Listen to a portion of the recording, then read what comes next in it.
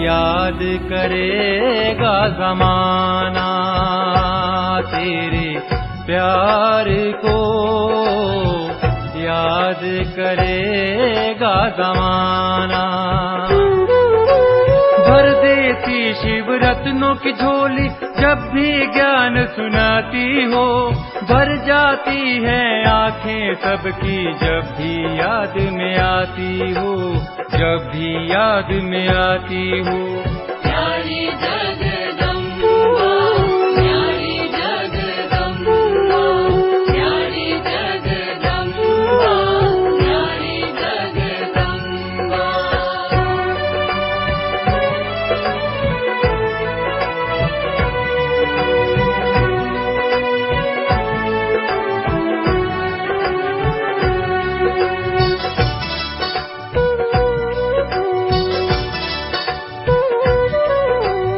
जब से माँ ने शिव को पाया, सारे रिश्ते छोड़ दिए, सारे रिश्ते छोड़ दिए।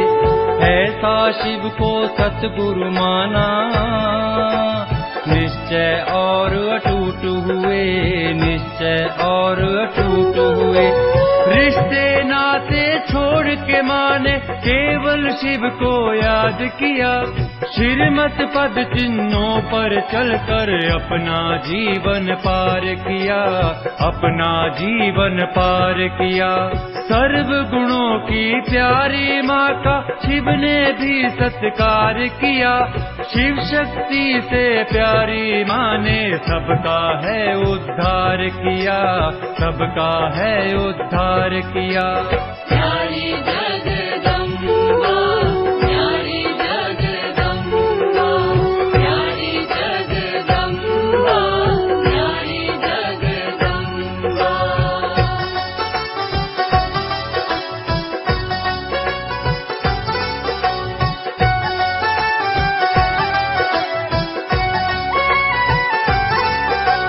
वरदानी है माँ कल्याणी, माँ की वाणी सबसे प्यारी, माँ की वाणी सबसे प्यारी। शीतल सी है चितवन तेरी, जैसे चांद चमकता रूहानी, जैसे चांद चमकता रूहानी। तेरी वाणी याद करे जब सबका दिल भर जाता है, करुणा की वो देवी माँ का रूप सामने आता है, रूप सामने आता है। मैया तेरे ज्ञान का क्या गुणगान सुनाऊं, जी करता है हे जगदम्बे तेरे ही गुण गाऊं, तेरे ही गुण गाऊं।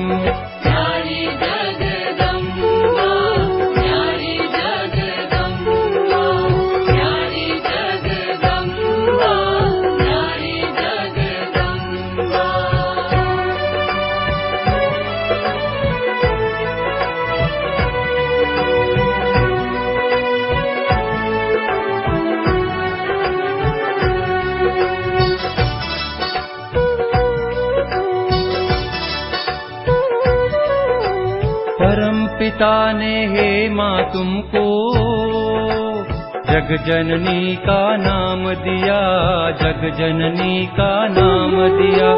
छोटी सी आयु में माँ ने सबको रूहानी प्यार किया, सबको रूहानी प्यार किया। बच्चे बूढ़े और युवा तुमको मम्मा कहते थे, जीवा से महिमा क्या गाऊं, बेमिसाल कहते थे, बेमिसाल कहते थे ब्रह्मा बाबा। कि हम बच्चों का बेहद का बाप दर्द जान कर करके उसके इलाज करने के लिए आया है ना। हमारे पास कौन सा दर्द है? दर्द का मतलब है दुख शांति। आज की दुनिया में दुख शांति है ना, तो दुख शांति क्यों है, किस कारण है? उसी दुख शांति के दर्द को जानने वाला एक ही है, क्योंकि उसके पास ही इलाज है। वही हमारे सदा सुख और शांति देने वाला बाप है। इसीलिए उसे गाते हैं नहीं, सुख दाता शांति दाता। तो दर्द को भी तो वही जानेगा नहीं। मनुष्य इसका इलाज नहीं कर सकेंगे। मनुष्य टेम्पररी, वो टेम्पररी शांति, टेम्पररी के लिए कुछ थोड़ा बहुत मिल जाए, वो बातें अलग है। लेकिन ये सदा काल का मतलब ही है कि फॉर जनरेशंस, आदि मध्य अंत। आदि मध्य का भी मतलब है शरीर लेते, शरीर में रहते, शरीर छोड़ते, सदा सुख, उसको कहा जाता है सदा काल सुख।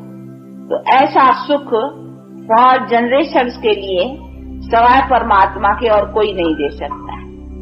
इसीलिए बाप कहते हैं तुम्हारे इस दर्द को, ये तुम्हारी ये दुख शांति क्यों आई है तुम्हारे पास, किसने तुमको ये दर्द दिया है वो मैं जानता हूँ, मैंने नहीं दिया है। ये भगवान के ऊपर रख लेते नहीं, भगवान ने दुख दिया, भगवान ने सब दिया है। वो कहते हैं मैं कैसे बच्चों को ये दर्द दूंगा। ऐसा कोई बाप देखा कभी कि बच्चों को दुखी करे? जब ये लौकिक बाप भी कभी बच्चों को दुखी नहीं कर सकता है, मैं तो परलौकिक बाप हूँ। तो परलौकिक बाप कैसे बच्चों को दुखी करेगा? कभी आप बाप हो, देखो कितने बाप यहाँ बैठे हैं, आप कभी अपने बच्चों को दुखी करते हो? अपनी तरफ से कोशिश नहीं करेंगे दुखी करे। कर्म के हिसाब से कोई किसको दुख होगा तो उसमें आप क्या करेंगे? आप कोशिश करेंगे, आप तो और या बीमार पड़ेगा बच्चा, इलाज करेंगे, कोई दुख आएगा उसके निवारण का यत्न करेंगे। बाकी ऐसे तो नहीं बाप बच्चे को दुख देगा। तो जब लौकिक बाप भी, शरीर का जन्म देने वाला पिता भी कभी अपने बच्चे को दुख देने का सोचता नहीं है। वो सदा यही सोचता है कि बच्चा सुखी बने, बच्चा लायक बने, बच्चा होशियार हो, सदा सुखी रहे। ऐसे ही बाप का भावना रहती है ना। तो जब शरीर के जन्म देने वाले पिता के पास भी ऐसी भावना, वो तो हमारे आत्मा का रूहानी, उसको ही कहा जाता है सच्चा पिता। तो वो हमारे परम पिता हमको कैसा दुख देगा? तो वो दुख नहीं देता। ये हमको दुख अथवा दर्द किसने दिया है? माया ने। अभी तो वो बुद्धि में आ गई है नहीं बात कि हमको ये दुख दर्द किसने दिया? माया ने। माया कौन है अभी जान गए ना अच्छी तरह से। माया का अर्थ अभी अच्छी तरह से बुद्धि में है कि 5 वाइसेस, इसको कहेंगे माया। माया कोई शरीर को नहीं कहेंगे, माया कोई प्रकृति तत्वों को नहीं कहेंगे। 5 प्रकृति तत्व अलग चीज है, उनको माया नहीं कहेंगे। उनको माया समझते हैं कि जो भी आंखों से देखते हैं ना, ये शरीर देखते हैं आंखों से, ये भी माया। और जो भी कुछ इस आंखों से दिखाई पड़ता है संसार का, ये सब माया है। इसीलिए कहीं इसको ऐसा समझ करके समझते हैं, इसी से कहा ऐसा कोई ठिकाना हो जो इस शरीर में ही ना आवे, ऐसा कहाँ लीन हो जाए जहाँ से लौटे ही नहीं। ऐसे ऐसे उपाय बेचारे सोचते हैं, परंतु ये बात नहीं है। ये शरीर कोई माया नहीं है। शरीर में तो देवता भी थे, शरीर तो भगवान भी लेता है, तभी तो उसका करण गाया जाता है ना। तो उसको भी प्रकृति का आधार लेना पड़ता है, तो आत्मा को भी शरीर का आधार लेना ही पड़ता है। तो वो तो बातें नहीं है, इसको माया नहीं कहेंगे। माया एक अलग चीज है। वो कौन सी है? ये 5 वाइसेस, तो ये 5 विकार माया है। ये कोई ऐसी चीज जरूरी नहीं है कि इनके बिना हमारा जीवन या इनके बिना हमारी दुनिया नहीं चलेगी। ये तो हमारे दुख के ही कारण है। जब से माया का टाइम आया, राज चला, तब से दुख होना शुरू हुआ।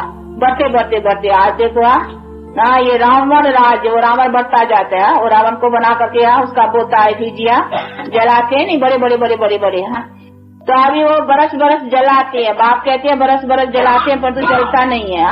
5 विकार जलते हो तो जलाते रहते हैं और बरस बरस फिर परंतु नहीं, ये तो प्रैक्टिकल जलाना है ना, अर्थात 5 विकारों को खत्म करना है। इसीलिए कहते हैं इसको नाश करने के लिए मैं जानता हूँ कि इसको कैसे नाश करो, तो इसका उपाय मैं आकर के बतलाता हूँ। तो अभी उपाय बुद्धि में अच्छी तरह से आ गया है ना, इसका उपाय कौन सा है। उपाय भी सहज है, कोई इसके लिए और भी कोई हठ योग प्राणायाम चराना या कोई भी कुछ भी नहीं, बड़ा इजी कि बस उस बाप के हो जाओ। जैसे लोग इस तरह से भी कोई धनवान हो और धनवान कहे कि मेरा बच्चा, मुझे बच्चा नहीं है, मेरा बच्चा बनो, तो बस जिस समय बच्चा बना तो वो भी धनवान हो जाएगा ना, बच्चा भी कहेगा मैं भी लखपति। बस कोई लखपति का बच्चा बना तो वो भी उसी सेकंड कहेगा मैं भी लखपति, क्योंकि मैं हेयर पेरेंट हो गया ना, मैं भी लखपति। तो देखो सेकंड में कोई गरीब का बच्चा, शाहूकार का गोद का बच्चा, एडॉप्टेड चिल्ड्रेन बनने से वो भी लखपति। तो बाप कहते बच्चे मैं भी तो तुम्हारा असली पिता हूँ ना, तुमने मेरे से रिश्ता रिलेशन छोड़ दिया है, अभी फिर मेरे से रिलेशन रखो। मेरे बच्चे बनने से तुम भी तो जो मेरी प्रॉपर्टी है उसका तुम भी हकदार हो जाएंगे, और ऐसे हकदार बनने से तुम सदा सुख शांति को प्राप्त करते। मेरा तो हक तुमको सुख शांति का मिलेगा, मेरा हक कोई दुख का थोड़ी है, सुख का है। इसीलिए कहते अभी मेरे से रिलेशन रखो।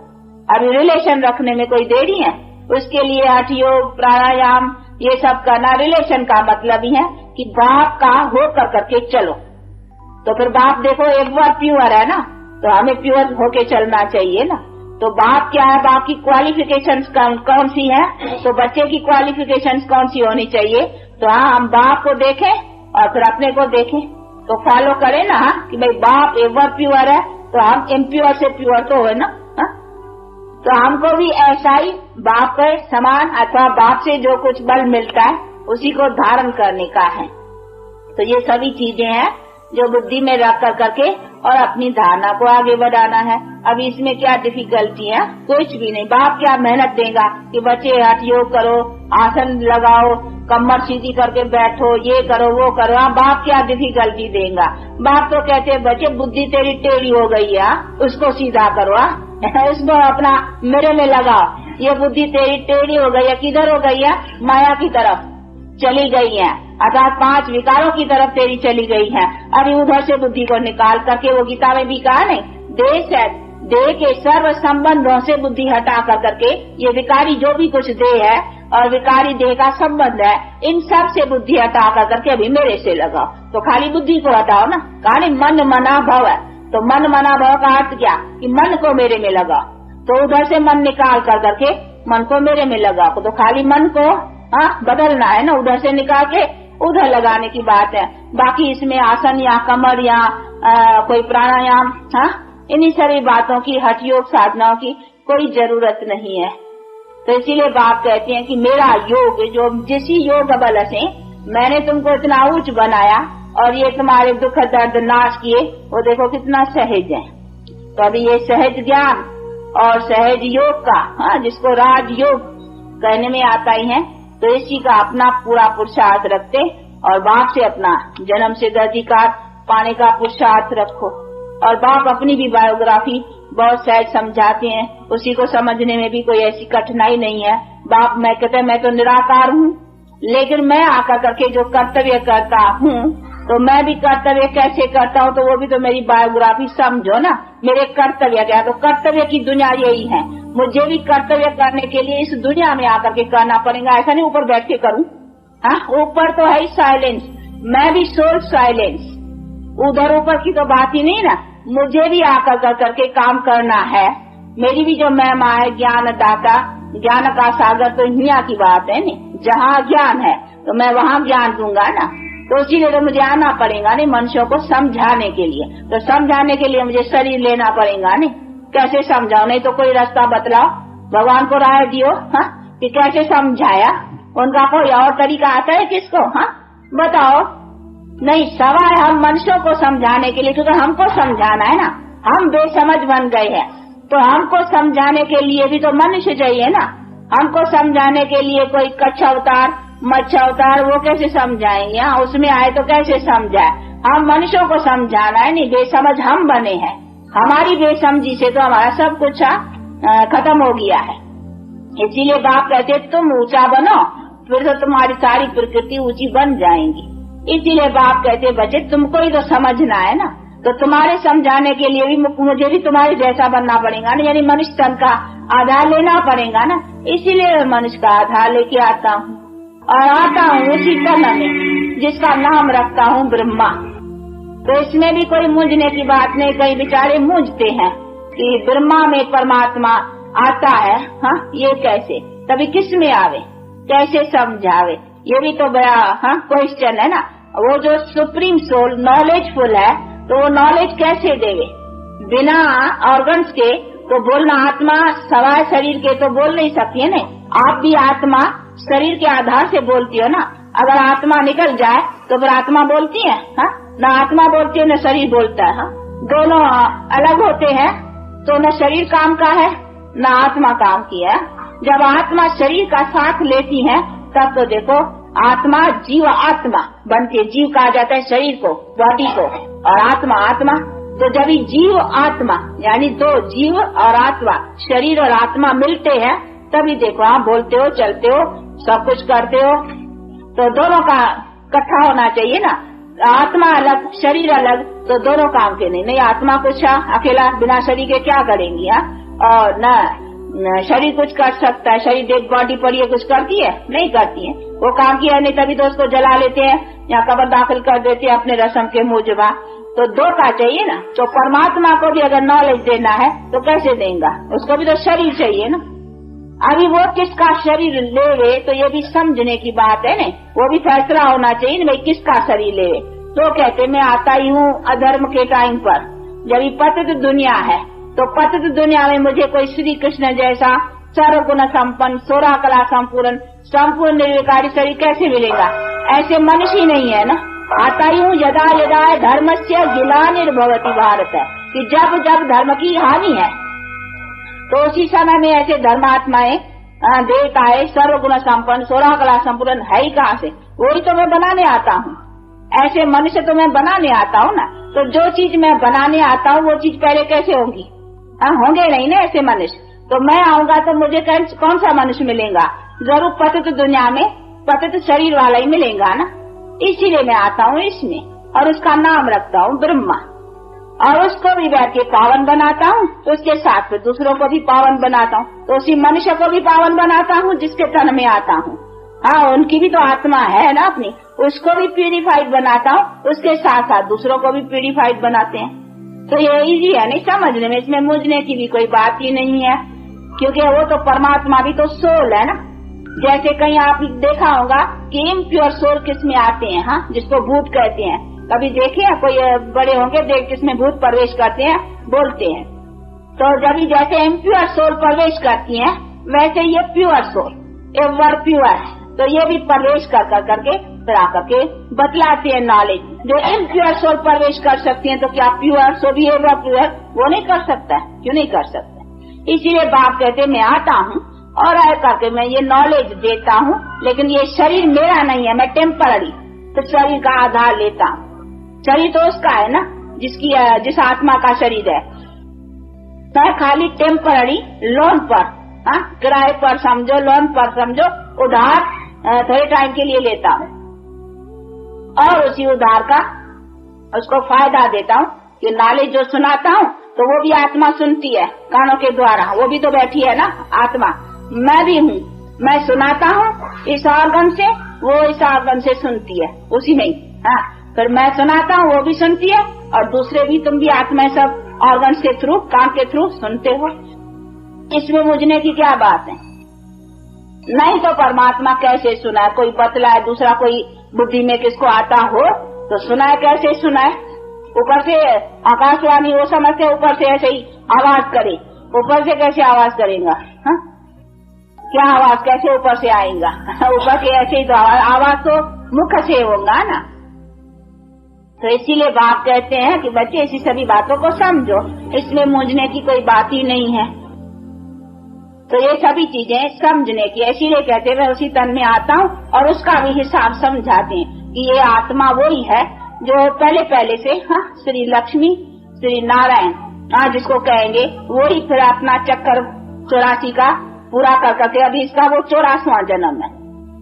तो ये लास्ट है बर्थ किसका? श्री नारायण जो सर्वगुण संपन्न था, वो सतयुग त्रेता जन्म काटते द्वापर, अभी ये कलय युग में ये कम इसका 84 ये 84वां जन्म।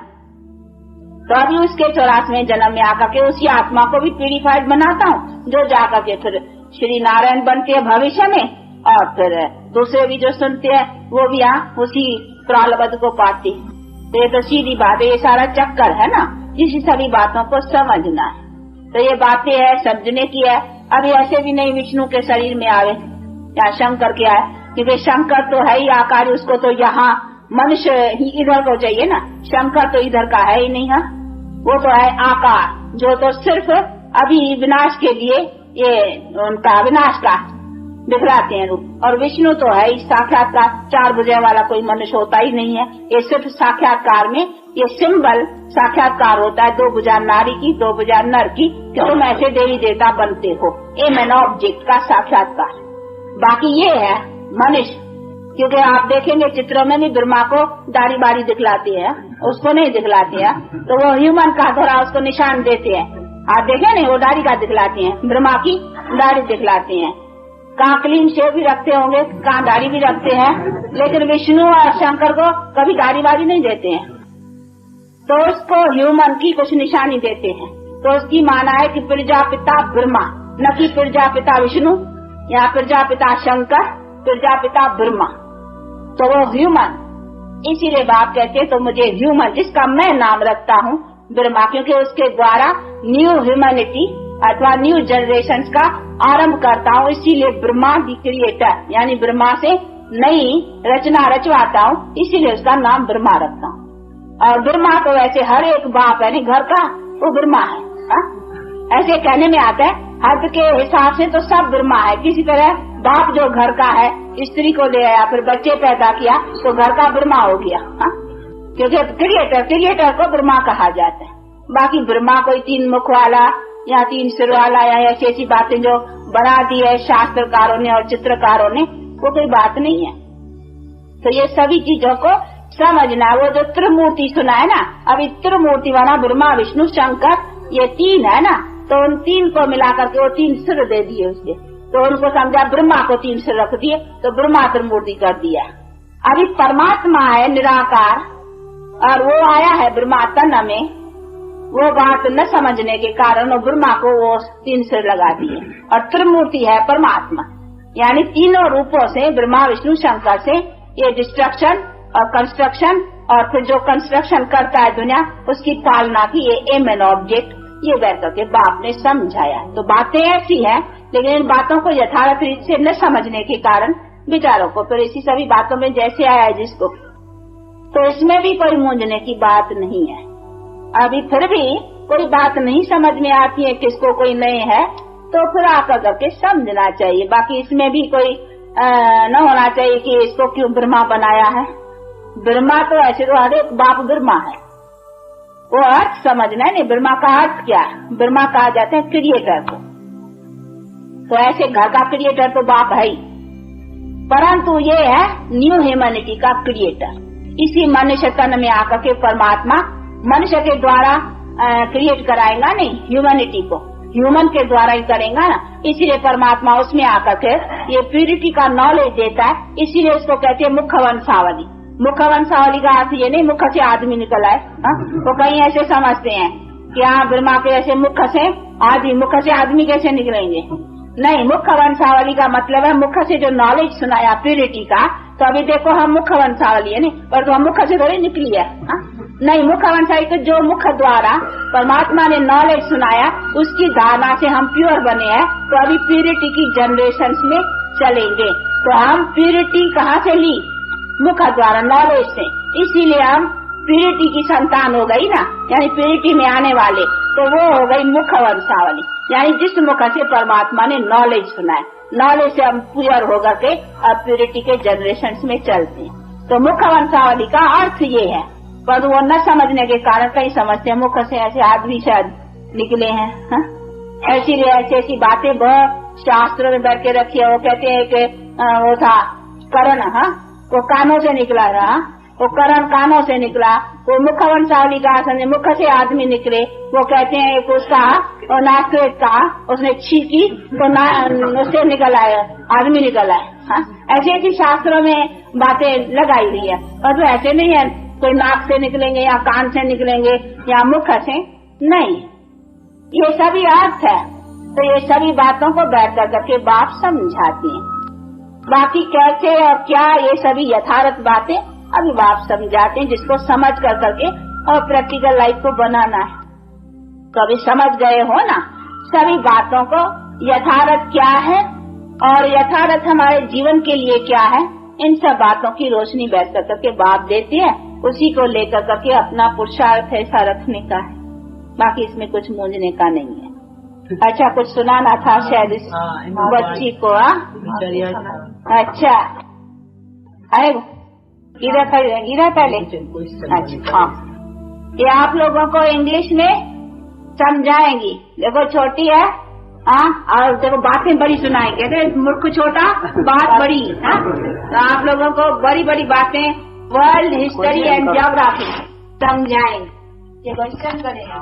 अच्छा, He has the kingdom form. He lives in incomparable world. He is blissful, knowledgeful, and peaceful. He creates three deities. They are Brahma, Vishnu, and Shankar. Through Sakti deity Brahma and human Brahma, God Shiva blesses knowledge, wisdom, divine love, virtue, and yoga of Gita fame, and bliss for establishing sovereignty of Satyugi world of complete purity, peace, and prosperity. That is Jivan Mukti. This is Vishnu. Through Sakti deity Vishnu, God Shiva sustains Satyugi and Treta Yugi Jivan Mukti deity world called heaven.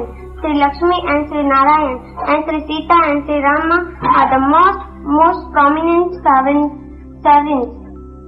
This is Shankar. Through Sakti deity Shankar, God Shiva destroys the Kalyugi, vicious, irreligious, unlawful world of many violent sovereignties called hell for bestowing mukti. International and civil wars and natural calamities are the means. This is the kalpa of 5,000 years. There are 5 yugas in this kalpa. They are Satyuga, Satyug, Treta Yug, Dwapar Yug, Kalyug and Sangam Yug. इशारा इधर करो, समझाओ उधर। सामने देखती हो। इधर इशारा कर करके इसी साथ युग, चल रहा है, ऐसा समझा। चले। There is only one deity dynasty of complete purity, peace and prosperity. This is Abraham, God and Christ. These are three worlds. This is incorporeal world, this is subtle world, and this is corporeal world. And these are the Brahmakumari. They are sitting in yoga. But sitting in yoga, they have युवा भी तुम भी है ना? ब्रह्मा कुमारी ने पढ़ाया कि नहीं? तो हम we are sitting, not Brahma Kumari. सारे हम कहो we are Brahma Kumari sitting. Brahma Kumari sitting. By sitting in yoga, they have taken sovereignty of half. वही है। We have taken sovereignty of half kalpa. This is Lakshmi Narayan. This is golden age. And this is silver age, Sita Ram. There is only one deity dynasty of complete purity, peace and prosperity. And this is of 14 deity power. And this is of 16 deity power. And this is the proper age. You are 16 degree power में जाएंगी 14 में।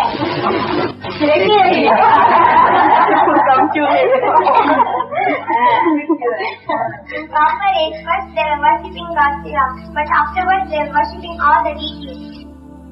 Islamic dynasty by Ibrahim 2,500 years ago. This is Buddha. Buddhist dynasty by Buddha 2,250 years ago. This is Christ. Christian dynasty by Christ 2,000 years ago. This is Shankaracharya. Sannyas dynasty by Shankaracharya 1,500 years ago. And this is Iron Age. There are so many religions come. And this is the Brahma, that is last 84th life of human Brahma. After the destruction, this Brahma will be the first prince of the Shiva, that is Sri Krishna. These are the Russians and Americans. They are fighting for the help. This stands for Europeans will destroy one another in an international atomic war. ये कई पूछते हैं कि ये दो बिल्ले के रूप में क्यों रखे हैं। एक कहानी है बहुत मशहूर है कि दो बिल्ले आपस में लड़े थे और मक्खन बीच में से बंदर खा गया था। वो एक कहानी है। वो दो बिल्ले कोई कहाँ से मक्खन ले आए थे और आपस में लड़ने लगे। तो एक बंदर चालाक था, उसने कहा आओ हम तुमको एक ठीक है, तो तराजू लेकर करके वो तोड़ता गया और ज्यादा ज्यादा थोड़ा थोड़ा उससे कंटे खाता गया सारा मक्खन उसका खा गया। तो इसीलिए वो कहानी बड़ी मशहूर है ना, इसी पर उसका वो रखा हुआ है दो बिल्ले और मक्खन बीच में वो खा जाते हैं। छोटा सा मिक्स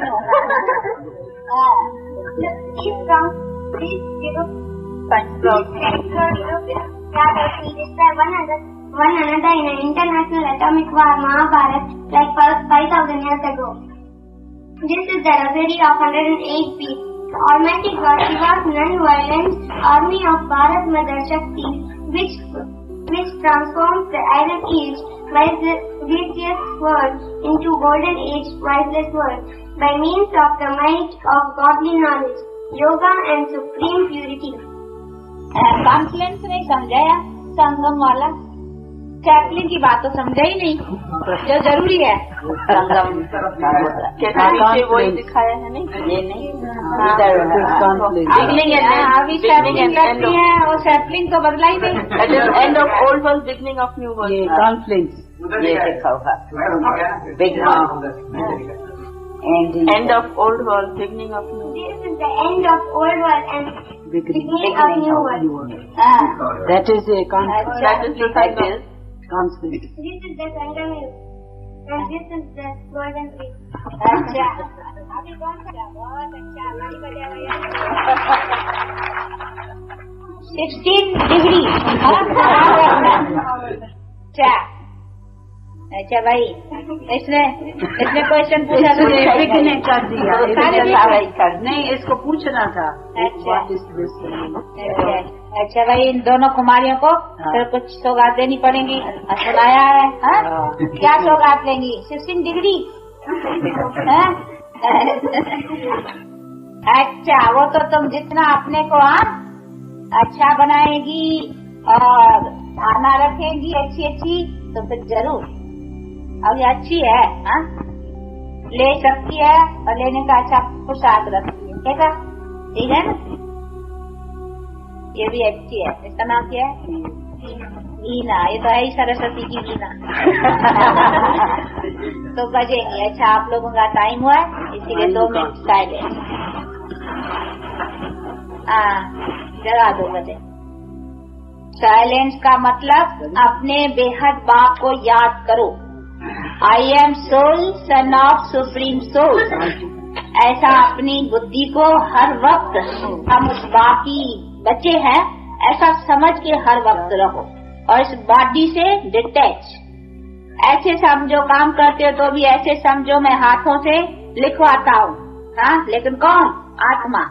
मैं इस ऑर्गन से बोलता हूँ, कौन? आत्मा। इस ऑर्गन से सुनता हूँ, कौन? आत्मा। तो हर वक्त सुनने के समय ऐसे समझो आई एम सोल, इसे सुन रहा हूँ। आई एम सोल, इसे बोल रहा हूँ। आई एम सोल, इसे देख रहा हूँ। ये खिड़कियाँ है, खिड़कियाँ।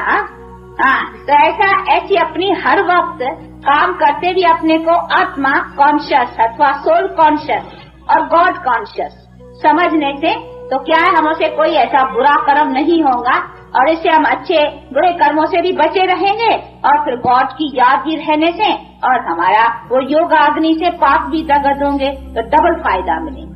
ये प्रैक्टिस चाहिए। अभी ये जो सुनाया ना, इसकी प्रैक्टिस चाहिए। हर वक्त अपने को सोल कॉन्शियस और गॉड कॉन्शियस रख करके चलना। किस तरह से चलना है, इसी तरह से देखो। ऐसा नहीं देखना नहीं, आंखें बंद करना है, देखो, परंतु देखते क्या देखो, ये भी सोल है, आई एम सोल, ये भी सोल। अभी इस खिड़कियों से हम किसको देखते हैं, भले देख रहे में ये बॉडी आती है, परंतु हमारा ध्यान अटेंशन सोल के ऊपर है, ये भी सोल है। हम और ये एक ही बाप के बच्चे हैं, परंतु हाँ इन बेचारे को पता नहीं है, अभी इसको पता देना है। अच्छा पता है तो हाँ ये भी भाई अभी यहाँ बाप को जान कर करके अपना हक ले रहे, हम भी उसे अपना हक ले रहे हैं। इसी तरीके से बुद्धि में ऐसा रहना चाहिए, इसको कहा जाएगा सोल कॉन्शियस। बाकी ऐसे नहीं है कि एकदम मन को कंट्रोल, जैसे कल बतला दो कहीं बैठकर बेचारे हट से करते हैं, वो चीजें नहीं, ये हमको ज्ञान सहित वो इसको कर्म करते भी हम सोल कॉन्शियस। तो ऐसे अपने बुद्धि को रखने का है।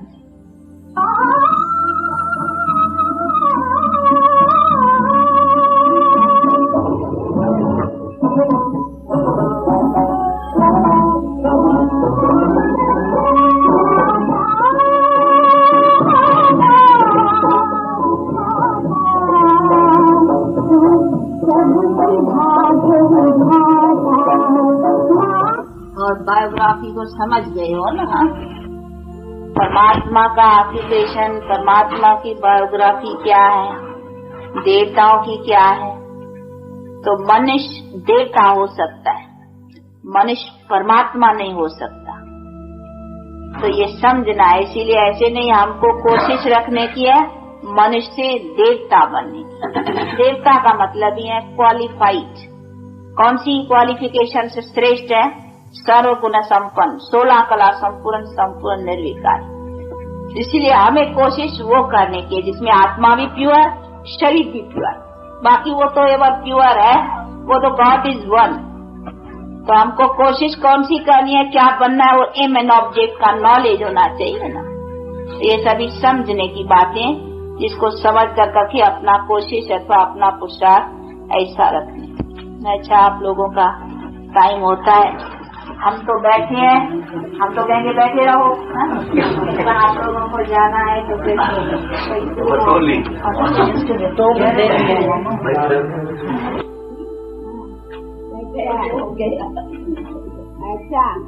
अच्छा ये पार्वती, हाँ लो ये बेचारी का बैंकुंठ माँ आता है, हाँ बैंकुंठ का बोला, मुन्नी माँ, हाँ ये हमारी कौन है, ये हमारी मोहन माँ, हाँ अच्छा ये दुर्गा, अच्छा जानकी, अच्छा जानकी पकड़ो, हाँ नहीं तो झोली खोलो,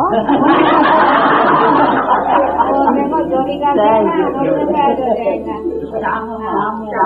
ये पकड़ेगी, बेबी तो कैच करने में ये तो स्कूल में ले लेते हैं। तुमको तुमको ठहरो, कौन है जमुना भी ठहरो, तो सब हो गया, अभी बाकी अभी डाला, हाँ अभी तुमको नहीं कविता ये बेटा अंगना कभी मिला, लो सुंदरी जो हमारी रचना, तुम्हारा जमुना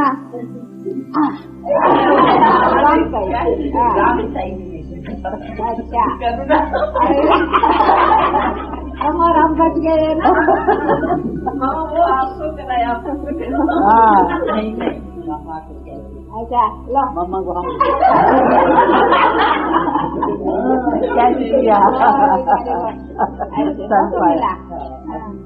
अच्छा देखो ये जो इसका अर्थ है सृष्टि का गोला, आत्मा भी है, तो बस गोला तब थोड़ी मिलेगा, बिना प्यूरिफिकेशन के ये गोला तो नहीं मिलेगा, हेवन गोले मिलेगा। अच्छा आप अपने नयों की जरा खातरी करते हैं, डोंट माइंड। हाँ देखो ये तो फिर नए हैं ना, तो रहेंगे ख्याल रहेगा। हाँ जब हमको इन एडवांस है ये, इन एडवांस मिलती है, एडवांस में जाना है, आगे जाना है, तो ये मिलता है कि ये कि आप लोगों को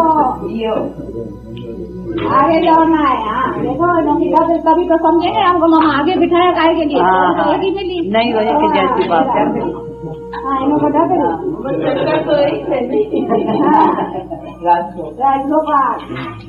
दो का तो प्रवृत्ति का तो खेल ही है, डबल तो खेल ही है ना ये हमारे। ऐसा नहीं कि चला इधर फैल के जाओ इसमें जानना। इसको दिया मिला। अच्छा हाँ नया नया। अच्छा चलो ये बेबी को भी दूसरा, ये बेबी बहुत तुम्हारी बेबी नहीं हाँ अच्छा।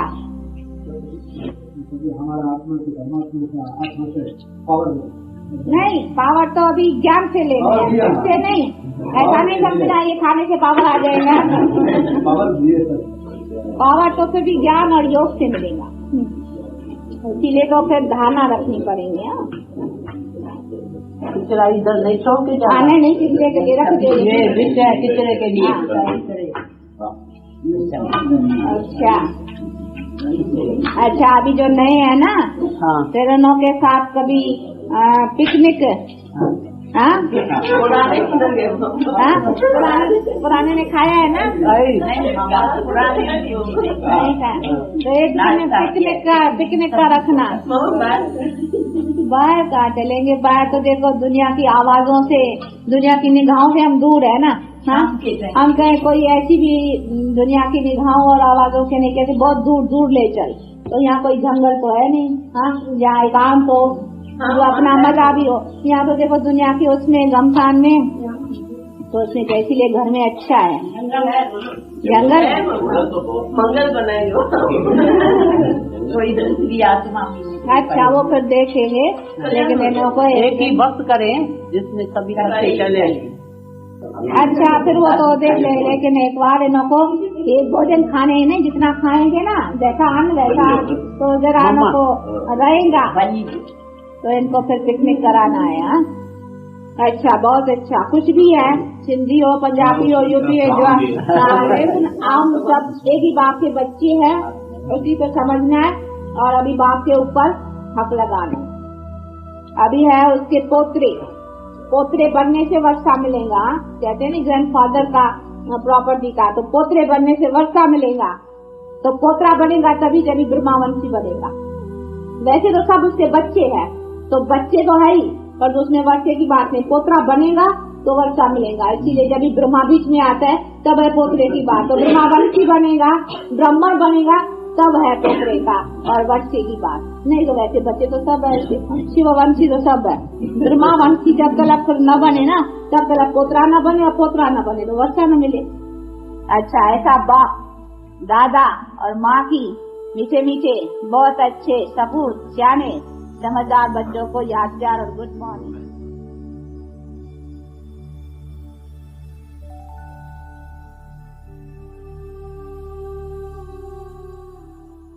स्थापना हुई 1937 में। बाबा ने ओम मंडली का ट्रस्ट बनाया और ओम राधे, मम्मा का लौकिक नाम राधे था, और उन्हें ओम मंडली के नाम से जब संस्था को रजिस्टर्ड कराया तो उसकी मुखिया, उसकी मुख्य ट्रस्टी हमारी ओम राधे बनी। और ओम राधे के साथ 6-7 बहनें और थी जो पूरे कमेटी के मेंबर बनी। और ओम राधे ने, मम्मा ने बहुत सुंदर ढंग से इस ईश्वरी विश्वविद्यालय का प्रशासन संभाला।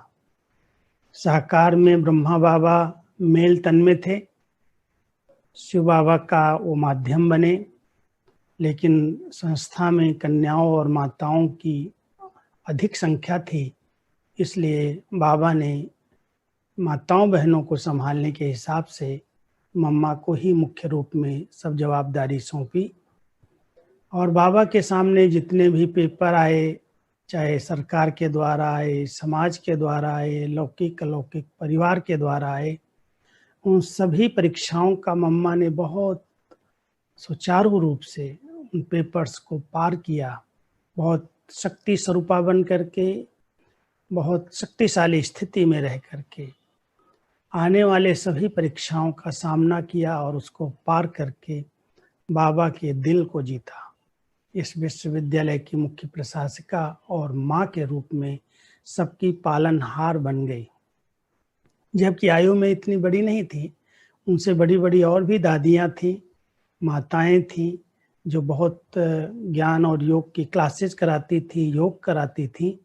लेकिन मम्मा जब से उनको पता चला कि यही माँ भविष्य में श्री लक्ष्मी बनने वाली है, तो उसी दिन से उनके अंदर वो लक्षण आ गए और माँ के रूप में उसी गंभीरता के साथ समाना, सहन करना, सबकी पालना करना, उनके अंदर वो सब लक्षण आ गए। सबसे बड़ी बात तो ये थी कि जो उनकी लौकिक माँ थी, जो उनकी लौकिक में बड़ी बहनें थीं, वो भी बाबा मम्मा को मम्मा कहने लगी। चचेरी बहनें भी थी, हमारी शांतामणि दादी, संदेशी दादी, उनकी लौकिक मासी थी ध्यानी दादी, उन सब ने मम्मा को मम्मा शब्द कह करके पुकारना शुरू कर दिया क्योंकि उनके जीवन में वो लक्षण दिखाई देते थे। मम्मा बहुत गुप्त पुरुषार्थ करती, गुप्त पुरुषार्थ, दिखावे का नहीं किया, लेकिन बाबा से उनका इतना जिगरी प्यार था कि बाबा ने जो कहा उसमें कभी क्वेश्चन मार्क न उठाया, न किसी को उठाने दिया। बाबा ने कहा माना वो सत्य वचन। बाबा हमेशा इन मम्मा को आगे रखते और मम्मा हमेशा बाबा को बहुत रिगार्ड देती, दिल से रिगार्ड देती थी। रिगार्ड की एक दो निशानियां आपको बताता हूँ। जब बाबा की मुरली चलती थी छोटे हाल में, जो हिस्ट्री हाल है पांडव भवन में, वहां पर 2 गद्दियां थी। एक गद्दी पर मम्मा सबसे पहले आकर के क्लास में योग कराती थी और पहले मुरली शुरू करती थी। मम्मा की मुरली चल रही होती थी और बाबा जब सीढ़ी से हाल में प्रवेश होने वाले होते थे तो बाबा खड़ाऊ पहनते थे। खड़ाऊ की थोड़ी भी आवाज होती थी और मम्मा को पता चल जाता था कि बाबा आ रहे हैं, तो मम्मा जहां पर मुरली की पॉइंट होती वहीं स्टॉप कर देती। बाबा के सामने मम्मा ने कभी एक शब्द भी नहीं बोला, बाबा आ गए, बस ओम शांति। बाबा आकर के बैठेंगे गद्दी पर, कहेंगे बच्ची बोलो, जो सुना रही थी सुनाओ। नहीं बाबा आप सुनाओ, अभी आप सुनाओ। मम्मा ने उसी समय उसको स्टॉप किया। बाबा के सामने कभी उन्होंने मुरली नहीं चलाई, कभी उन्होंने कुछ बोला नहीं। और जब बाबा मुरली सुनाना शुरू करते तो मम्मा गद्दी पर ही बैठे बैठे ऊपर से ही अपना मुंह घुमा लेती बाबा की तरफ। बाबा बच्चों को संबोधित करते और मम्मा बाबा को ऐसे जैसे चातक पंछी देखता है ऐसे देखते देखते बाबा के एक एक वर्षंस को जीवन में ऐसे उतारती जाती। नोट्स नहीं लिया, लेकिन पूरा ही ज्ञान जैसे अंदर बढ़ता गया बढ़ता गया। और मम्मा ने उस ज्ञान को अपने स्वरूप में ऐसे उतारा कि जो कुछ बाबा ने कहा वो मुझे करना है, दूसरों को नहीं कहा आप करो नहीं, मुझे करना है। और इसके कारण वो एक ज्ञान ज्ञानेश्वरी विद्या की देवी बन गई और उनकी वाणी में बाबा के महावाक्यों को स्पष्ट करने का इतना सुंदर ढंग है। आप उनकी वाणियाँ पढ़ेंगे, एक ही टॉपिक पर पूरा 1 घंटा उन्होंने क्लास कराई, लेक्चर्स दिए, बहुत अच्छी तरह से हर विषय को मम्मा ने स्पष्ट किया। बाबा ने तो हिंट में बता दिया, जैसे कह दिया बच्ची परमात्मा सर्वव्यापी नहीं है, गीता का भगवान श्री कृष्ण नहीं है, परमात्मा आत्मा एक नहीं है, या परमात्मा आत्मा निर्लेप नहीं। जो भी हमारे सिद्धांत हैं ज्ञान के, उन ज्ञान के सिद्धांतों को बाबा ने सिर्फ हिंट रूप में बताया, लेकिन मम्मा ने उसको तार्किक रूप में बहुत अच्छी तरह से स्पष्ट किया। मम्मा एक विद्या की देवी बनी और विद्या की देवी के साथ साथ बाबा से प्यार और उनका जो योग था, उस योग बल से उन्होंने अपने पुराने संस्कारों को, अपने आप को संपन्नता की ओर बहुत फास्ट गति से ले गई, गुप्त रीति से ले गई और बड़ी कम आयु में, छोटी आयु में ही 1965 में मम्मा इस शरीर से अव्यक्त हो गई। कैसे पुरुषार्थ किया, क्या लक्ष्य रखा, 3-4 बातें हमारे ध्यान पर आती हैं, क्योंकि वैसे तो मैंने साकार में मम्मा की पालना नहीं ली, लेकिन जब मैं 4 साल का था, लौकिक में आयु मेरे शरीर की 4 वर्ष थी, 1960 में मम्मा हमारे लौकिक गांव में आई थी और पिताजी के निमंत्रण पर ही आई थी। पिताजी ज्ञान में आ गए थे। वहाँ पर एक नहर, पानी की जो नहरें गांव में चलती हैं यूपी के अंदर, तो उस नहर कैनाल के जो ओवरसियर थे वो ज्ञान में थे और उन्होंने ही हमारे गांव में ज्ञान का प्रचार प्रसार किया था। लेकिन ओवरसियर तो 2-4 साल रहते हैं, फिर ट्रांसफ़र हो जाते हैं। तो ट्रांसफ़र के पहले पिताजी को ज्ञान दे करके वो गीता पाठशाला हमारे घर में शुरू करवाई और उसके उद्घाटन में मम्मा को खास बुलाया, क्योंकि मम्मा उस समय कानपुर में आई हुई थी और मम्मा अकेले कहीं नहीं जाती थी, बहुत सारी दादियाँ, क्योंकि बहुत सारी दादियाँ थी और सेवाएं तो इतनी थी नहीं, तो 35 दादियाँ कानपुर में आई हुई थी। और जब पिताजी और वो ओवरसियर साहब निमंत्रण देने गए कानपुर में कि मम्मा आपको हमारे गांव में आना है, साधन नहीं थे, एक बस किया, बस भी थोड़ा ख़राब हो गई रास्ते में, बहुत रात को पहुंची। सारे बच्चे बाबा के जितने वहाँ क्लास में आते थे सब रात भर इंतज़ार करते रहे, बैठे रहे, योग करते रहे। और जब मम्मा आई तब सब जगे हुए थे, रात को सवेरे सवेरे पहुंची आके। तो मम्मा ने कहा अच्छा ये सब बच्चे जग रहे हैं, इनको चलो टोली खिलाएं, कुछ प्रसाद दो। तो पूछने लगे क्या प्रसाद आप लोगों ने बनाया है। उस समय कुछ भी प्रसाद नहीं बना हुआ था। कहती अच्छा कुछ भी नहीं है, कोई बात नहीं, जाओ अभी आप लोग स्नान करके तैयार होकर के आओ, मम्मा आपको कुछ न कुछ खिलाएंगे। मम्मा ने आटा मंगवाया और कहते हैं खुद ही आटा तैयार करके रोटियां बनाई और सबको गिट्टी, रोटी की गिट्टी, छोटी छोटी रोटियां, उसमें मक्खन गुड़ रख करके सबके मुंह में खिलाया। माँ के रूप में उनकी सबकी 3 दिन रह करके पालना की। और मम्मा के साथ जो 35 दादियाँ आई थी, पिताजी ने उनका एक बहुत अच्छा प्रोसेसन निकलवाया। कैसे निकलवाया? अलग अलग बैलगाड़ियों पर बिठा करके, बहुत सुंदर बैलगाड़ियाँ सजाई गई और उन बैलगाड़ियों पर उनको बिठा करके गांव के भ्रमण कराए गए। और उस समय की मम्मा की सभा में वहाँ गांव के लोगों को इकट्ठा किया, 500 लोग इकट्ठे कर दिए। बहुत अच्छा, मम्मा खुश हुई, प्रवचन किए और वहाँ ही मेरा जैसे अलौकिक जन्म हुआ होगा। मैं तो याद नहीं आता है क्योंकि बहुत छोटा था, लेकिन हम तो छोटेपन में ही माँ बाप की गोदी में जाते थे, क्लास करते थे, भोग खाते थे। तो वो दिन भी प्यारे थे जब मम्मा हम सबके साथ थी, सबकी पालना किया, सबको ज्ञान रत्नों से सजाया, श्रृंगारा। लेकिन उनका जो एक गुप्त पुरुषार्थ था, वो पुरुषार्थ करते करते वो कर्मातीत बन गई। इसलिए तो कहते हैं श्री कृष्ण से भी राधे का नाम पहले आता, राधे कृष्ण लक्ष्मी नारायण। तो जरूर उन्होंने कुछ ऐसा संगम पर पुरुषार्थ किया है। सबसे गहरा पुरुषार्थ ये था कि बाबा की मुरलियों की बहुत अच्छी स्टडी करते थे, कई बार पढ़ते थे। उस समय प्रिंटिंग नहीं होती थी, दादियाँ नोट्स मम्मा को भेजती थी। मम्मा जहाँ भी जाती थी, कुछ शारीरिक प्रॉब्लम शुरू हुई बेंगलोर में, बॉम्बे में, मम्मा 1-2 मास रही। और उस समय भी बाबा के एक वर्षन्स को सुनना, धारण करना। और मम्मा नींद बहुत कम करती थी, अगर 11 बजे 12 बजे भी सोती थी तो मम्मा 2 बजे उठ करके योग जरूर करते थे। योग के कारण बाबा के साथ बहुत अच्छी लगन, अच्छा स्नेह और बहुत लाइन क्लीन थी, पवित्र थी, स्वच्छ थी। कोई भी आत्मा उनके सामने आ जाए तो कहते हैं ना, काली जो है वो बलि ले लेती है, बलि लेने वाली देवी के रूप में वो थी। इतनी पवित्रता की शक्ति थी, कोई अपवित्र आत्मा उनके सामने ठहर नहीं सकते थे। उनकी दृष्टि में जैसे एक चमत्कार था। कई केस ऐसे हुए, कई ऐसी बातें हुई जब लोग झगड़ा करने के लिए आए, सामना करने के लिए आए और समझते थे यही संस्था की हेड है, उनके आगे ही आए। लेकिन मम्मा ने बड़े प्यार से, अपनी शक्तिशाली दृष्टि से, रूहानियत की दृष्टि से उन्हें मोल्ड कर दिया। 1-2 ऐसे किस्से हैं जो हमारे जगदीश भाई जी उस समय ज्ञान में निकले थे, प्रैक्टिकल इस विश्वविद्यालय में आगे आए। कई समस्याएं आती थी क्योंकि नया ज्ञान, नई धारणाएं, और विशेष करके जहाँ पर पवित्रता की बात आई, और पवित्रता की बात के कारण प्रवृत्ति के घर के अंदर लोग समझ नहीं पाते थे ये ज्ञान कहाँ से आ गया कि पति पत्नी साथ में रहें और ब्रह्मचर्य व्रत का पालन करें।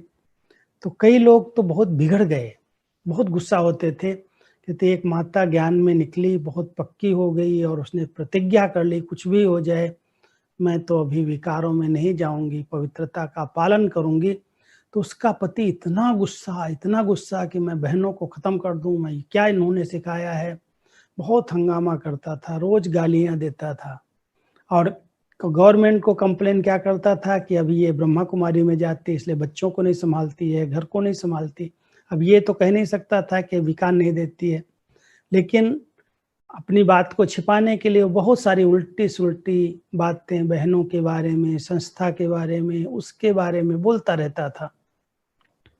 तो मम्मा एक बार दिल्ली गई तो वो हंगामा करने सोचने लगा कि जब मम्मा इनकी आएगी तो मम्मा की इज्जत उतार दूंगा, उनको ही बोलूंगा, उनको ही गालियां दूंगा। तो कहते हैं कि जगदीश भाई उसमें लिखते हैं किताब के अंदर कि वो हंगामा करते हुए हम तो उसके पास, मम्मा के पास उसको नहीं ले जाना चाहते थे, पहुंच गया अचानक क्लास के बीच में, दरी फेंकने लगा, कुर्सियां फेंकने लगा, बड़ा हंगामा करे कि आपकी माँ कहाँ है, मुझे उससे मिलना है। तो पहले तो जगदीश भाई ने सोचा कि इसको पुलिस हवाले कर दे, हंगामा कर रहा है। फिर सोचा अच्छा देखिए माँ के सामने क्या करेगा। तो मम्मा तो दूसरी मंजिल पर बैठी हुई थी योग में, ढूंढते ढूंढते हंगामा करते करते मम्मा के सामने वो पहुंच गया जाके जबरदस्ती। बहनें डर रही थी, पता नहीं क्या करेगा। और जब मम्मा के सामने पहुंचा तो मम्मा खड़ी हो गई, योग में बैठी थी। आओ आओ बैठो बच्चे, आओ बैठो बच्चे, ऐसे बहुत प्यार से उसको अपनी गद्दी बाजू में पड़ी थी उस पर बिठा लिया, बैठो बैठो, बोलो कुछ कहना है। अब मम्मा ने इतना स्नेह दिया, इतनी प्यार की दृष्टि दी, जो उसकी वाणी ही बंद हो गई, बोलना ही बंद हो गया। देखता रहा मम्मा की तरफ, देखता रहा, कोई शब्द नहीं बोले मम्मा को, और चुपचाप कहता मम्मा कुछ नहीं, मेरे को माफ करो, ऐसे वो कह के और चुपचाप नीचे आ गया और कहता है ये तो साक्षात देवी है, उसने तो मेरी वाणी को ही बंद कर दिया, मैं तो उनके आगे कुछ बोल ही नहीं सका। और उस दिन से लेकर के वो भी ज्ञान में चल गया और अपनी युगल को भी निर्बंधन बना दिया। ऐसी मम्मा की पावरफुल योग की दृष्टि थी, इतनी उनके अंदर पावर थी, शक्ति थी। इसलिए तो दुर्गा के रूप में उनका पूजन है, सरस्वती के रूप में पूजन है। वो विद्या की भी देवी थी, तो दुर्गुणों का नाश करने वाली दुर्गा भी थी। असुरी संस्कारों की बलि लेने वाली वो काली भी थी, शीतला भी थी, माँ थी। तो कितनी सारी विशेषताएं जो आज देवियों के रूप में पूजी जा रही हैं, मम्मा ने उन सब लक्षणों को अपने जीवन में धारण किया हुआ था। एक व्रता, केवल एक बाबा, दूसरा न कोई, एक के सिवाय और कोई आत्मा ने उन्हें खींचा नहीं, प्रभावित नहीं किया। बाबा की हो करके सच्ची बच्ची बनकर बाबा को बस नाम बाला करना है, बाबा को प्रत्यक्ष करना है, बस उनके अंदर एक ही धुन, एक ही लगन, एक में मगन। ऐसी स्थिति बनाते बनाते 2 स्लोगन पक्के किए। एक कहा बच्चे हुक्म ही हुक्म चला रहा है। कभी कोई मम्मा की महिमा करे, मम्मा आपने बहुत अच्छा ज्ञान दिया, मम्मा आपने मेरी जीवन बदल दी, आपने ऐसे किया। मम्मा कहती अरे मैंने कुछ नहीं किया, ये तो प्रभु प्रसाद है, भगवान करा रहा, उसका प्रसाद है, वो हम बांट रहे हैं, हमारा कुछ नहीं है। कभी भी मैंपन नहीं दिखाया, बहुत निर्माण चेत, बहुत निरहंकारी बन करके प्रभु प्रसाद बांट रहे हैं, भगवान का दिया हुआ प्रसाद हम बांट रहे हैं, हमारा कुछ नहीं है। इतनी नम्रता का अवतार बन करके रही। और यही स्लोगन पक्का किया, हुक्म ही हुक्म चला रहा है। जो उसका हुक्म, जो उसकी आज्ञा सिर माथे, मानी माथे। कहते हैं प्रभु तेरी आज्ञा सिर माथे। तो उन्होंने बाबा की हर आज्ञा का विधिवत दृढ़ता के साथ पालन किया। कुमारी होते हुए माँ के रूप में सबकी पालना की, बहुत बेहद दिल विशाल दिल रख करके हर एक की बातों को सुना, समझा, गाइड किया, समाया, सहन किया। ऐसी माँ नंबर 1 पद प्राप्त करके आज सरस्वती के रूप में पूजी जा रही हैं और भविष्य में श्री लक्ष्मी बन करके, धन देवी बन करके पूरे विश्व की पालना करेंगी। हम सब ऐसी माँ की स्मृति दिवस जो भी 24 जून आ रहा है, जून मास को हम उनकी स्मृतियों में मनाते हैं। और उनका ये दूसरा स्लोगन रहा, बच्चे हर घड़ी अंतिम घड़ी है। इस स्मृति के आधार से ये घड़ी अगर हमें याद रहती है कि हर घड़ी, कोई भी घड़ी, आज हम रात को सोए हैं, सवेरे उठेंगे या नहीं, हर घड़ी अंतिम घड़ी। अभी बैठे हैं, अचानक कुछ भी हो जाता है। आज देखो कितने ऐसे केस होते हैं, कुछ पता नहीं होता। रात में ठीक है, सवेरे तक ठीक है, अभी ये ऐसा अटैक आया है कोरोना वायरस का, पता ही नहीं चलता। 1 घंटे 2 घंटे में लोग चलते चलते सांस रुक जाती है, शरीर छूट जाता है। छोटी छोटी बीमारियां हैं, लेकिन अचानक कौन कब चला जाएगा कोई का भरोसा नहीं है। क्यों ना हम स्मृति में रखें कि हमारी हर घड़ी अंतिम घड़ी है। इस स्मृति से क्या हुआ, मम्मा ने ऐसी स्मृति पक्की कर ली कि हर घड़ी अंतिम घड़ी है, इसलिए उन्होंने कभी बुद्धि का विस्तार नहीं किया, कहीं भी अपने आप को फंसाया नहीं, सब कुछ समेटा हुआ है। जैसे कहीं जाना होता है ना, आज हमें कहीं ट्रेन पकड़नी हो, किसी स्थान पर जाना हो, तो हमें जो सामान ले जाना है वो हम सब समेट लेते हैं, और जो रखा हुआ है उसको समेट करके विधिवत जहाँ का है वहीं ठीक कर देते हैं, सेट कर देते हैं। तो ऐसे ही मम्मा ने सब कुछ समेटा हुआ था, कहीं पर भी कोई विस्तार नहीं, न संबंधों का विस्तार है। देह की भोगनाएं हैं, कर्म भोग चल रहा है, लेकिन कर्म भोग का भी कभी भी उनके चेहरे पर कोई ने नोट नहीं किया कि मम्मा को इतनी बड़ी तकलीफ है या कोई बीमारी है। डॉक्टर्स आते थे, जब बॉम्बे हॉस्पिटल में मम्मा थी या यहाँ भी थी, डॉक्टर्स आते थे तो मम्मा के साथ जो उनकी ब्राह्मणी थी उसके चेहरे को देख के कहते थे, बहन जी आप ठीक तो हैं। मम्मा को देख करके कोई नहीं पूछता था आप ठीक हैं, कि उनका चेहरा इतना प्रफुल्लित, इतना खुशनुमा और इतनी उसमें मधुरता थी। कोई भी आता था, आओ बच्चे कह करके बात करना। तो मम्मा के चेहरे पर भी नहीं आया, और अंदर अंदर वो गुप्त पुरुषार्थ करके बाबा को सदा साथ रख करके हर घड़ी अंतिम घड़ी है समेटा हुआ था।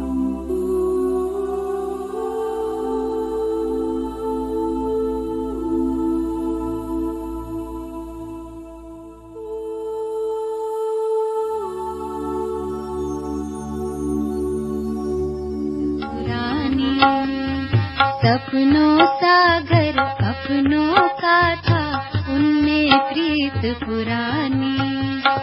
मधुबन के फूलों ने सुनाई प्यारी मधुर कहानी, एक थी माँ रूहानी।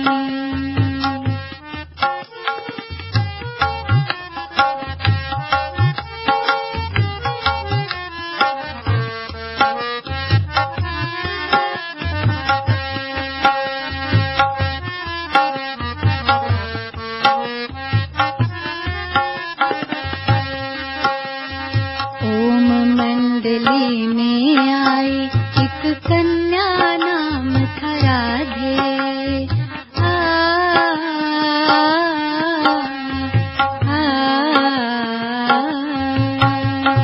ओम मंडली में आई एक कन्या, नाम था राधे। कहते जिसको ओम राधे, बने कृष्ण की राधे, बनी कृष्ण की राधे। बनी कुमारी जगदम्बा माँ, वरदानी कल्याणी। बनी कुमारी जगदम्बा माँ, वरदानी कल्याणी। मधुबन के फूलों ने सुनाई प्यारी मधुर कहानी, एक ही माँ रूहानी।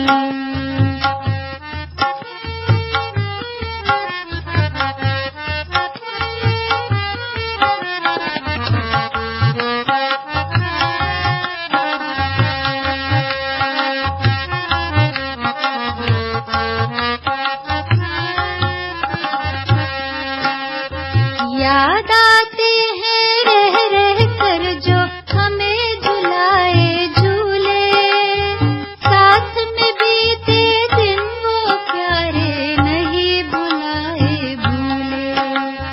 याद आते हैं रह रह कर जो हमें झुलाए झूले,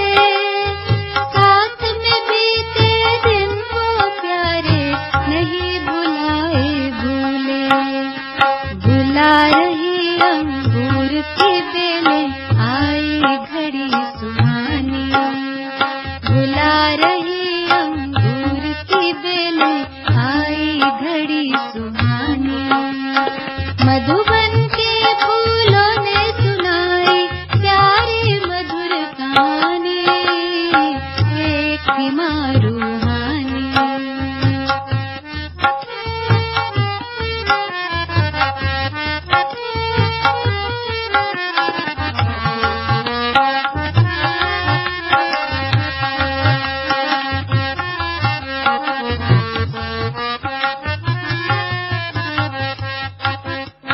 नई नई कलियों ने कहा एक बार तुम आ जाओ,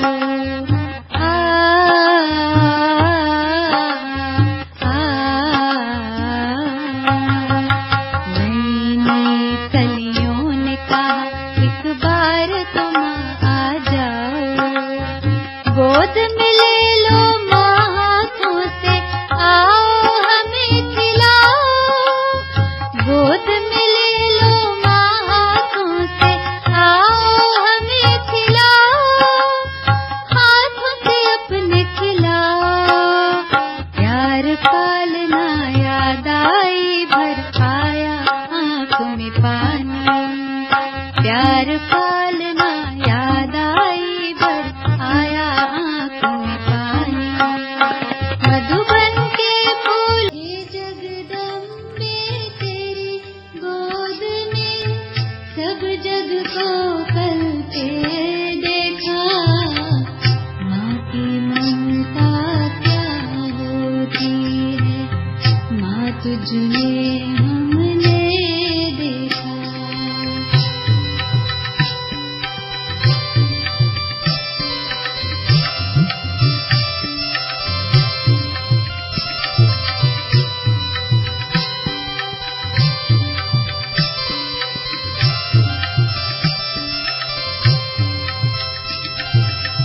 शीतल शीतल आंचल में जो आया भूल नहीं सकता, सुनकर माँ की मीठी लोरी, सुनकर माँ की मीठी लोरी, कोई दूर न जा सकता।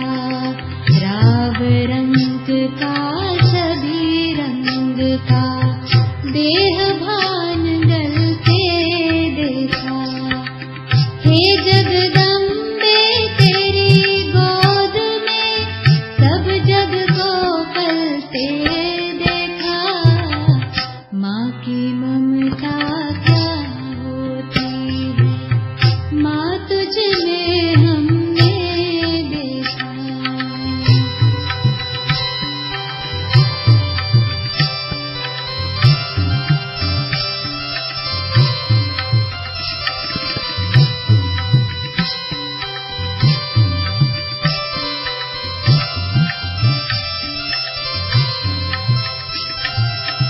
गई कोर्ट में किया था गर्जन, सुना तुम्हें शेरावाली,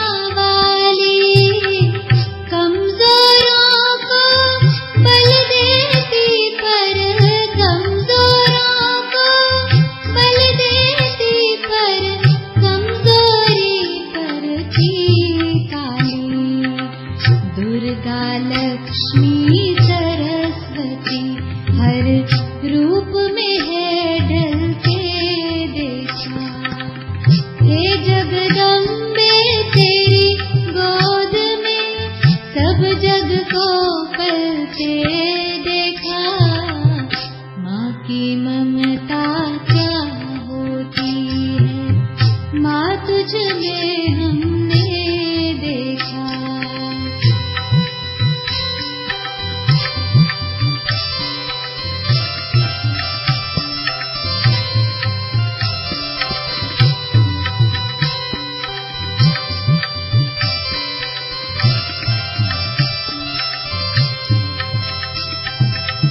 गजब का निश्चय अजब नशा था, नवयुग की सभी निशानी थी,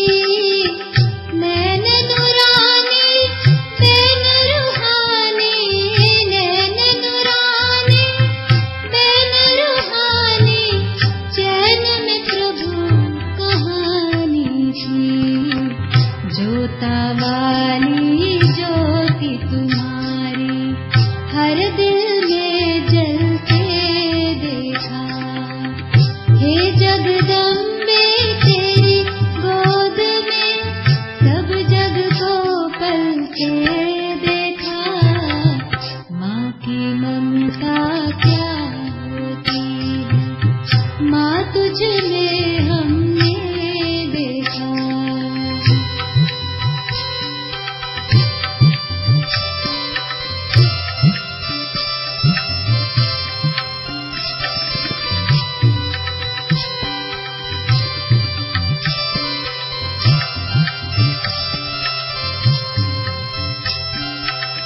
आ जाओ माँ, आ जाओ माँ, गलियां ये गुनगुना रही। बच्चे प्यारे हम भी सारे, बच्चे प्यारे हम भी सारे, सखियां सारी बुला रही। साथ चलो साकार में भी संग सपनों में चलते देखा। हे जगदम्बे तेरी गोद में सब जग को पलते देखा। माँ की ममता क्या होती है, माँ तुझ में हमने देखा। हे जगदम्बे तेरी गोद में सब जग को पलते देखा। माँ की ममता क्या होती है, माँ तुझ में हमने देखा। माँ की ममता क्या होती है, माँ तुझ में हमने देखा। माँ तुझ में हमने देखा।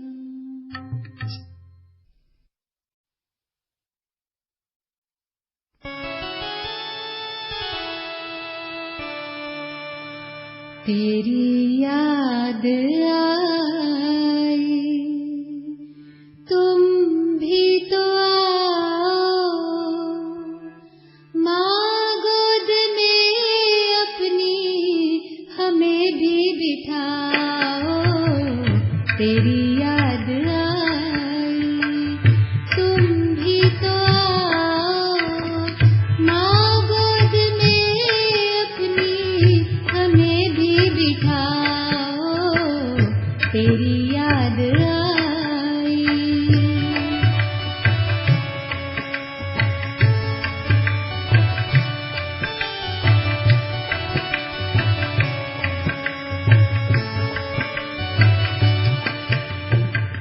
यहाँ हो वहाँ हो, कहाँ को गई हो, क्या कर रही हो, कहाँ खो गई हो। यहाँ हो वहाँ हो, कहाँ को गई हो, क्या कर रही हो, कहाँ खो गई हो। नहीं आ सको तो, नहीं आ सको तो पता ही बताओ। माँ गोद में अपनी हमें भी बिठाओ। तेरी याद आई।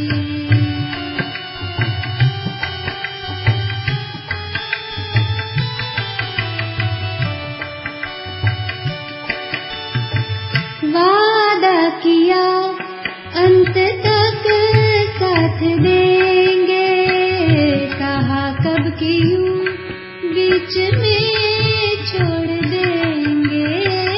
वादा किया अंत तक साथ देंगे, कहा कब की यूं बीच में छोड़ देंगे। इतना भी अधिकार, इतना भी अधिकार हमको दिलाओ। माँ गोद में अपनी हमें भी बिठाओ। तेरी याद आई।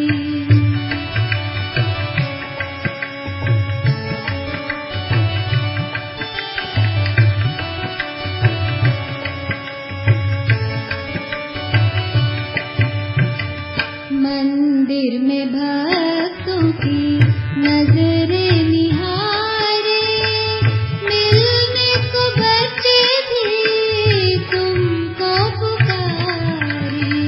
मंदिर में भक्तों की नजरें निहारे, मिलने को बच्चे भी तुमको पुकारे। वीणा की झनकार, वीणा की झनकार आकर सुनाओ, सखियों से ही सही मिल कर के जाओ, तेरी याद आई।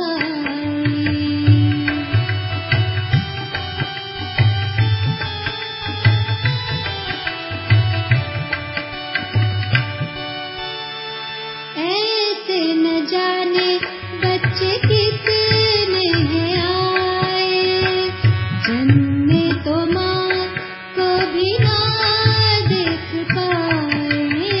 ऐसे न जाने बच्चे कितने हैं आए, जन्मे तो माँ को भी ना देख पाए। ममता की वो लाज, ममता की वो लाज कुछ तो निभाओ, माँ गोद में अपने हमें भी बिठाओ, तेरी याद आई।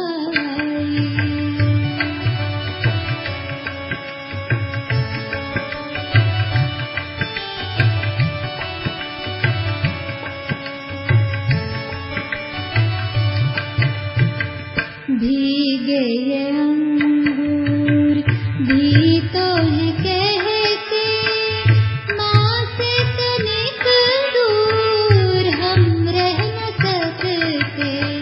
भीगे ये अंगूर भी तो है कहते, माँ से तनिक दूर हम रह न सकते। बाहें बढ़ाओ, बाहें बढ़ाओ, हमें भी उठाओ, माँ गोद में अपने हमें भी बिठाओ, तेरी याद आई।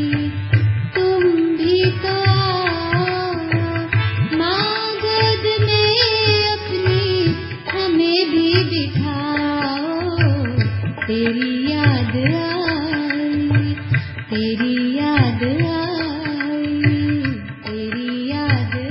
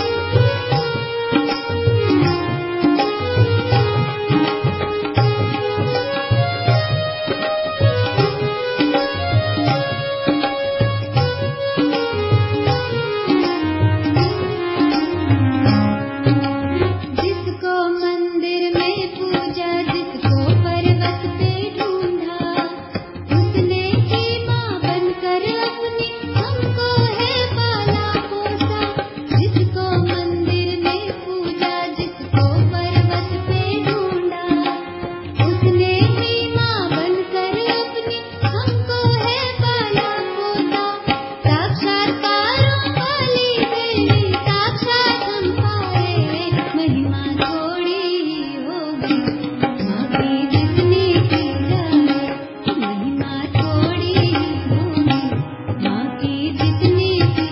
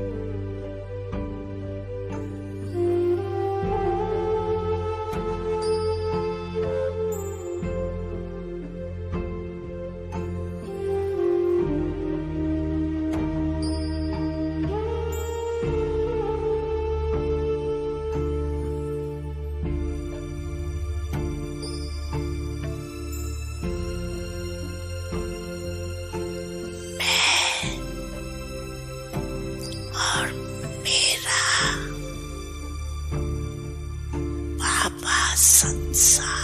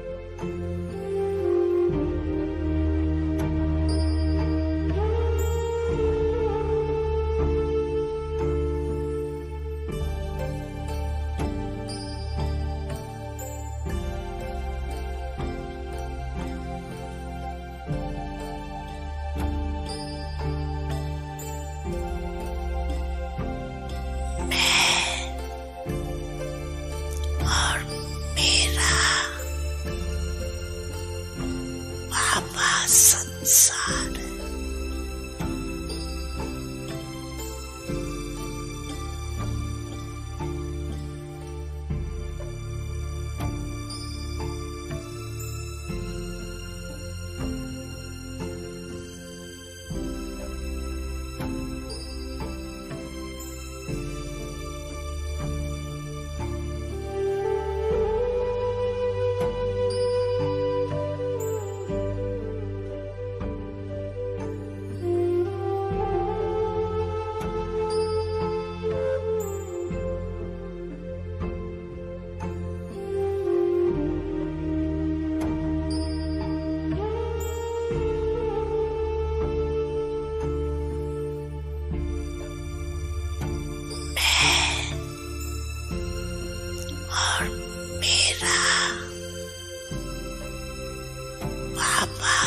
संसार।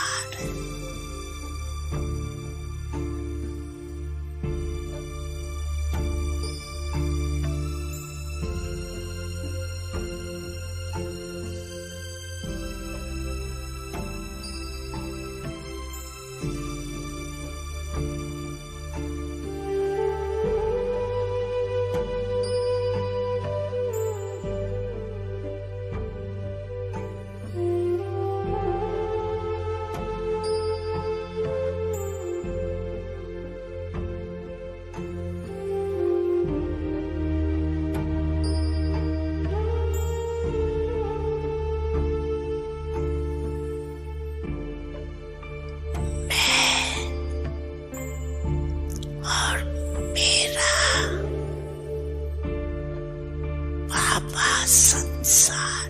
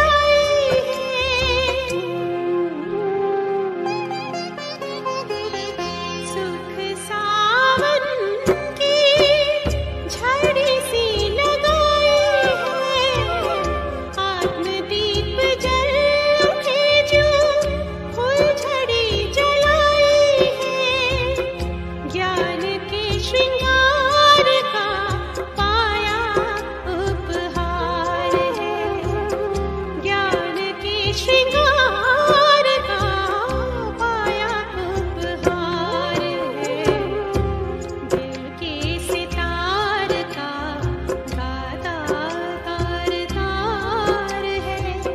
बाबा ही संसार मेरा, बाबा ही संसार है।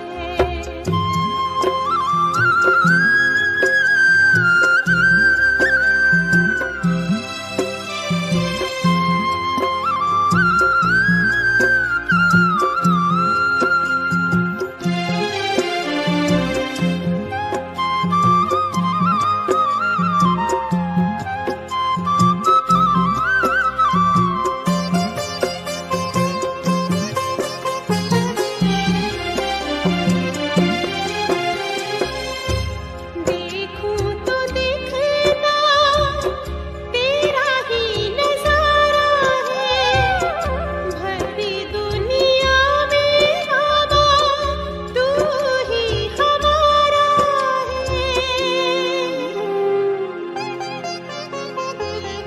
देखूं तो दिखना तेरा ही नजारा है, भरी दुनिया में बाबा तू ही हमारा है।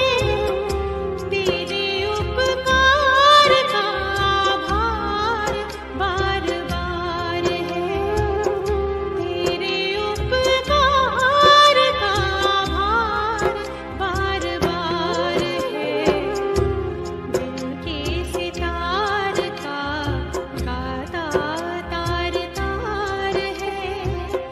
बाबा ही संसार मेरा, बाबा ही संसार है। बाबा ही संसार मेरा, बाबा ही संसार है। बाबा ही संसार मेरा, बाबा ही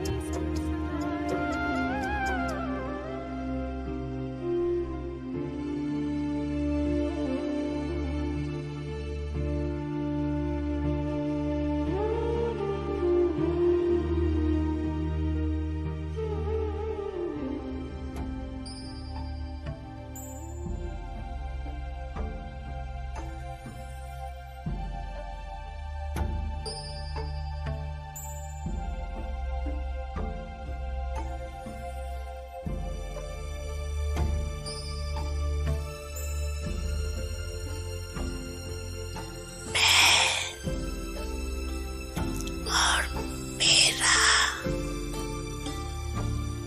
बाबा संसार है।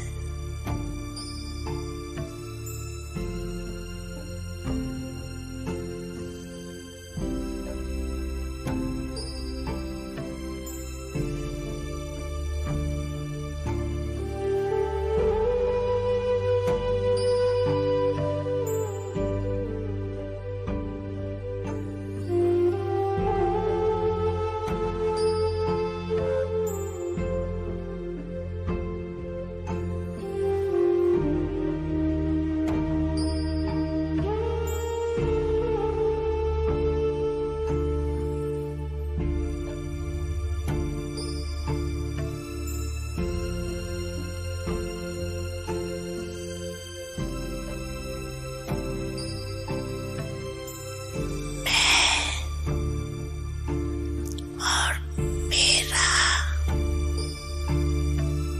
बाबा संसार है।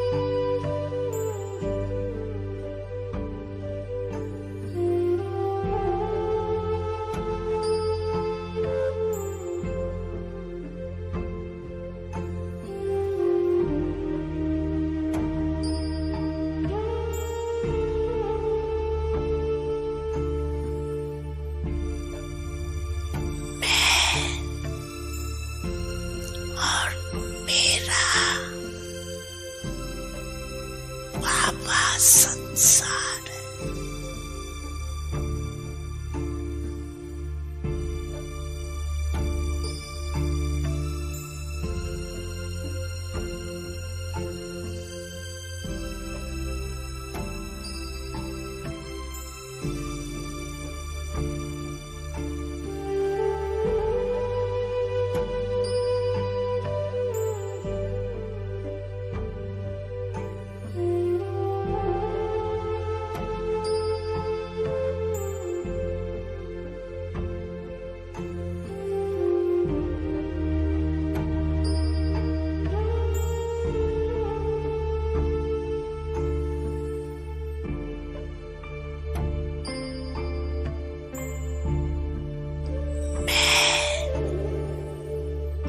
और मेरा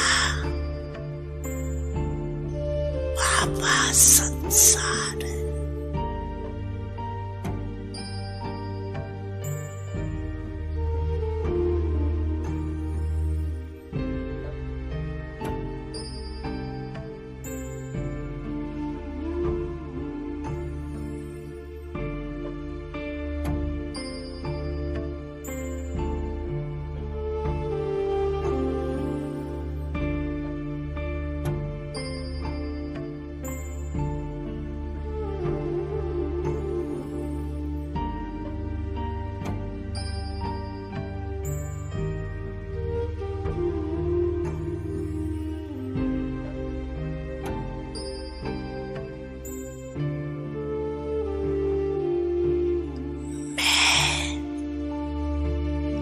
और मेरा बाबा संसार है।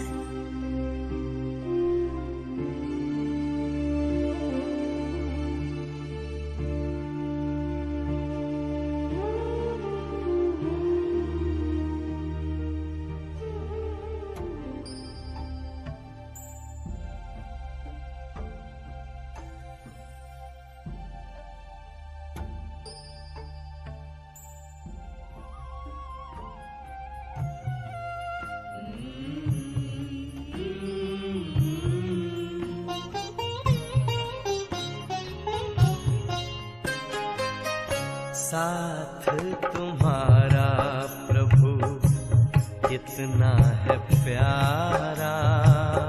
साथ तुम्हारा प्रभु कितना है प्यारा। मिल गई मंजिल, मिल गया किनारा, मिल गया किनारा। साथ तुम्हारा प्रभु कितना है प्यारा। साथ तुम्हारा प्रभु।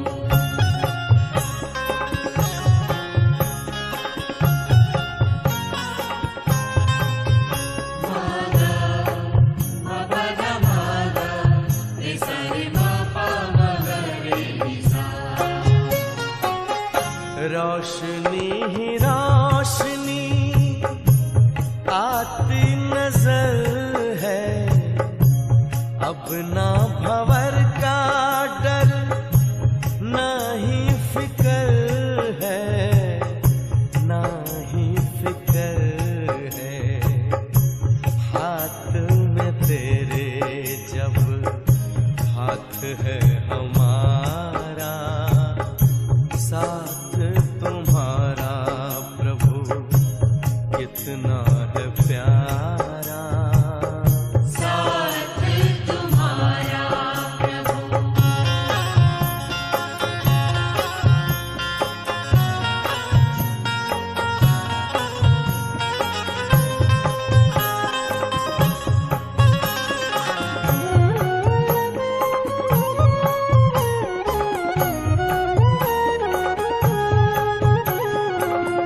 किसको खबर है कौन साथ है हमारे। जिसकी नजर से चलते चांद और तारे, चांद और तारे। कितनी ही बार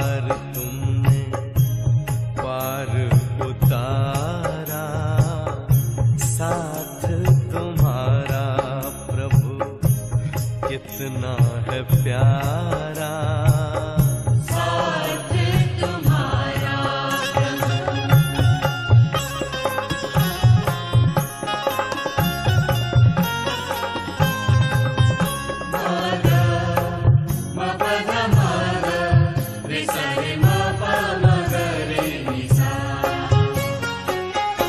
अपना गगन अब तो अपनी ज़मीं है, तू मिल गया तो फिर हमें क्या कमी है, हमें क्या कमी है।